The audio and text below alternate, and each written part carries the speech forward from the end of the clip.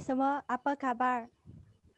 Hadirin dan hadirat sekalian, sangat bertuah kita pada hari ini kerana dapat lagi kita bertemu dalam gelanggang Forum Remaja bersama saya, Teo Ming Le, pada pagi yang berbahagia ini.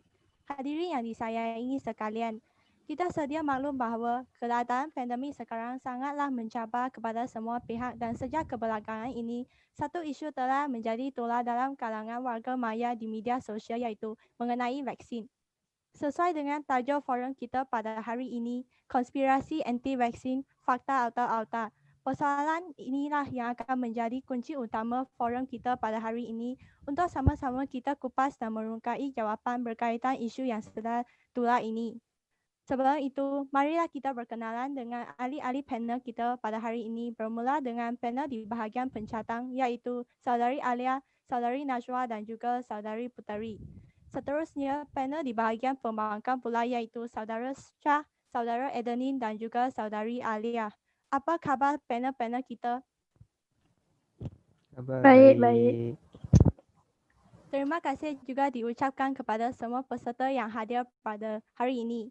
Baiklah, tanpa melengahkan masa, soalan saya yang pertama ini diajukan kepada Saudari Alia di bahagian pencadang. Bolehkah saudari ceritakan kepada kami semua mengenai apa itu vaksin dan apakah kepentingannya? Terima kasih kepada moderator. Menurut tafsiran sains, vaksin membawa maksud kepada produk biologikal melalui pembiakan ejen penyebab penyakit untuk merangsang sistem imunisasi dalam badan seseorang. Pertubuhan Kesihatan Sedunia World Health Organization juga telah menyatakan bahawa vaksin dapat menjadikan seseorang itu kebal dan mengurangkan risiko seseorang itu terkena penyakit. Baiklah, kepentingan kepada masyarakat pula ketika pandemik ini ialah ia dapat menghalang penyakit ini daripada terus berjangkit. Sebagai contoh, suntikan vaksin ataupun anti-serum seperti Bacillus camelid guerin BCG dapat mencegah penyakit seperti batuk kering ataupun TB. Selain daripada itu, ia dapat mengurangkan kadar kematian bayi ataupun kanak-kanak kerana sistem imunisasi pada ketika ini tidak berkembang sepenuhnya. Jadi, jelaslah bahawa vaksin ini amatlah penting untuk bayi maupun orang dewasa untuk mencegah penyakit lagi-lagi ketika keadaan sekarang ini. Sekian, terima kasih. Terima kasih Saudari Alia. Tadi kita telah dengar sebab sedikit mengenai vaksin dan memahami betapa pentingnya vaksin. Soalan kedua saya ini akan ditujukan kepada Saudara Shah di bahagian panel pembangkang. Soalannya adalah, bagaimanakah kemunculan golongan anti-vaksin ini dan kenapa mereka masih menolaknya sedangkan vaksin ini banyak kepentingannya? Terima kasih pihak moderator. Kemunculan gerakan anti-vaksin ini sebenarnya telah lama bermula sejak awal abad ke-19 lagi, iaitu semasa penyakit smallpox dijangkiti oleh manusia dan vaksinasi secara besar-besaran berlaku. Pada ketika itu, seorang pakar perubatan British iaitu Edward Jenner telah mencipta vaksin smallpox dengan melancarkan satu eksperimen dengan menggunakan virus penyakit cowpox. Edward Jenner menyatakan bahawa beliau boleh melindungi seorang kanak-kanak daripada dijangkiti penyakit smallpox dengan cara melakukan suntikan limfa dari lepoh cowpox terhadap kanak-kanak tersebut. Walaupun banyak kepentingan vaksin ini, tetapi penghasilan vaksin ini masih tidak boleh diterima oleh masyarakat atas sebab memikirkan soal agama dan kebersihan vaksin itu sendiri. Tidaklah kita boleh kata bahawa tiada golongan anti-vaksin ini di Malaysia, tetapi ideologi gerakan anti-vaksin itu dipegang oleh mereka kerana rata-rata berasa risau untuk menerima suntikan vaksin itu. Maka bagi saya, di pihak pembangkang konspirasi anti-vaksin ini merupakan fakta yang ramai masyarakat perlu tahu. Terima kasih. Terima kasih Saudara Shah.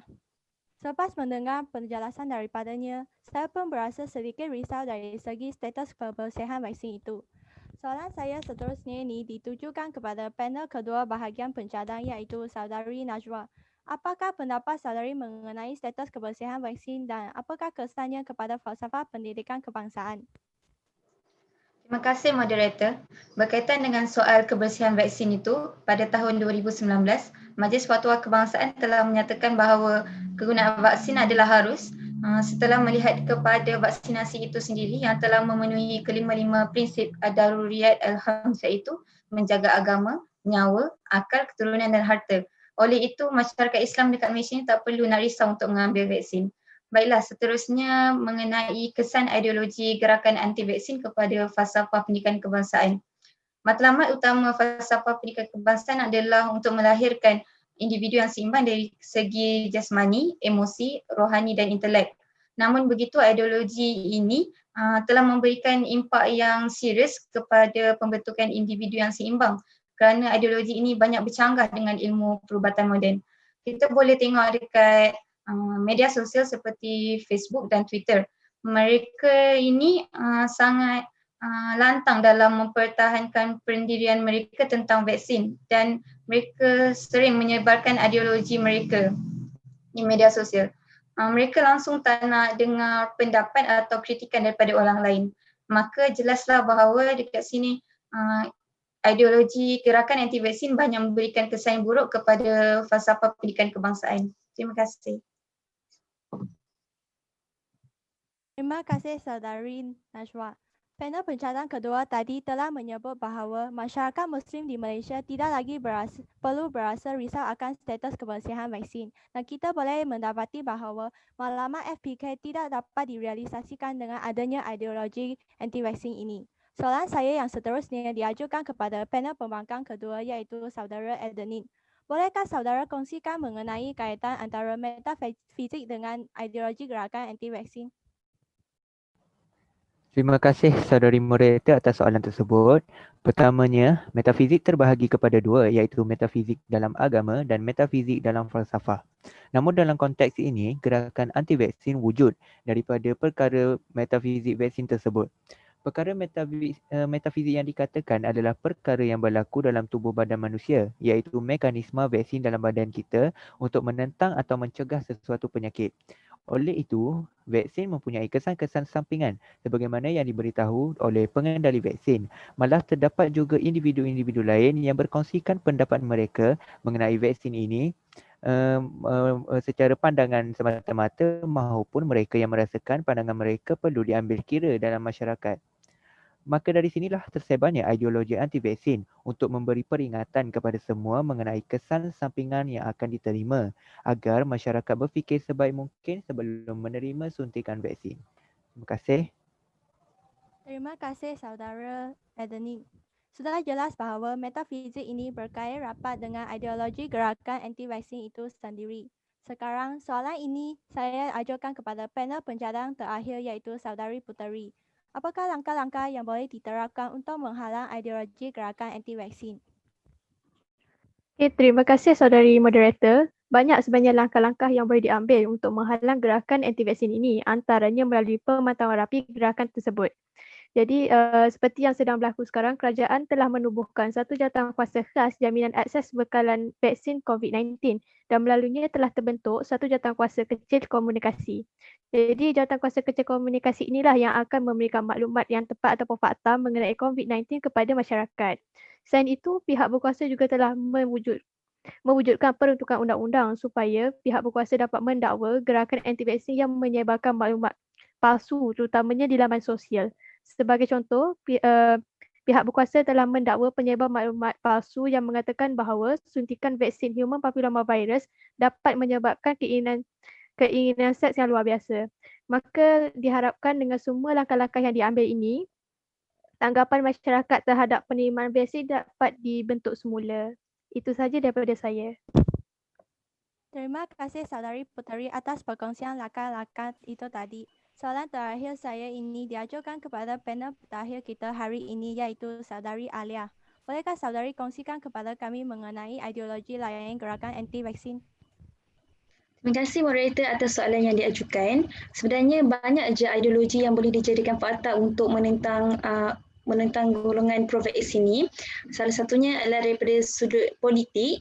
Pihak yang menentang vaksin berpendapat bahawa mereka kehilangan hak kebebasan ke atas diri mereka dan juga diri anak-anak mereka kerana mereka dipaksa untuk menerima vaksin. Selain itu, masyarakat yang menolak vaksin ini percaya bahawa dalam vaksin mengandungi bahan-bahan yang terlarang dan berbahaya seperti DNA khinzir di mana ianya adalah haram untuk umat Islam. Dan vaksin juga membawa kepada kesan sampingan yang berbahaya sehingga boleh menyebabkan kematian. Jadi ideologi inilah yang mengganggu fikiran masyarakat dan menyebabkan masyarakat takut untuk menerima vaksin. Terima kasih saudari Alia. Nampaknya sangat menarik forum kita pada hari ini. Kita telah dengarkan semua penjelasan daripada setiap panel. Sekarang dibuka sesi soal jawab kepada peserta.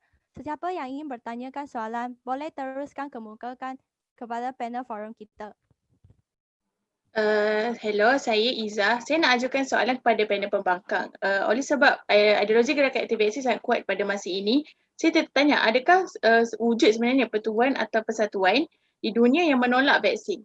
Terima kasih. Terima kasih Izzah atas soalan. Jawapan saya adalah ya, wujud pertubuhan yang ditubuhkan untuk menyokong golongan anti-vaksin ini. Contohnya Anti-Vaccination League and Anti-Compulsory Vaccination League. Dan sebenarnya banyak jurnal-jurnal yang telah dikarang untuk menyokong golongan anti-vaksin ini.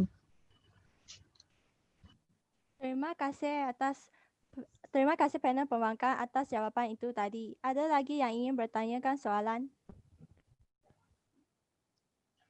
Hello, saya Adib. Saya nak bertanyakan kepada panel pencadang, apakah harapan panel pencadang kepada masyarakat mengenai vaksin? Terima kasih saudara Adib. Kami dari panel pencadang berharap agar masyarakat di Malaysia ini tidak mudah percaya dan tidak mudah terpengaruh dengan ideologi gerakan anti-vaksin.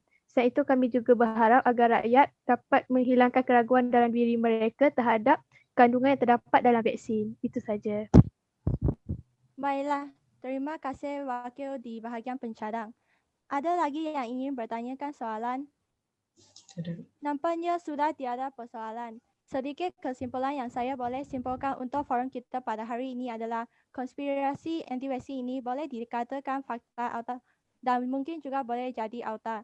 Semua orang ada pendapat masing-masing terhadapnya. Namun, pilihan semuanya terletak di tangan kita sama ada hendak mempercayainya ataupun tidak. Akhir kata dari saya mohon maaf sepanjang saya menjadi moderator ini andai kata tersalah cakap atau menyinggung mana-mana pihak. Terima kasih diucapkan kepada semua yang terlibat pada hari ini. Jumpa lagi di kesempatan yang lain.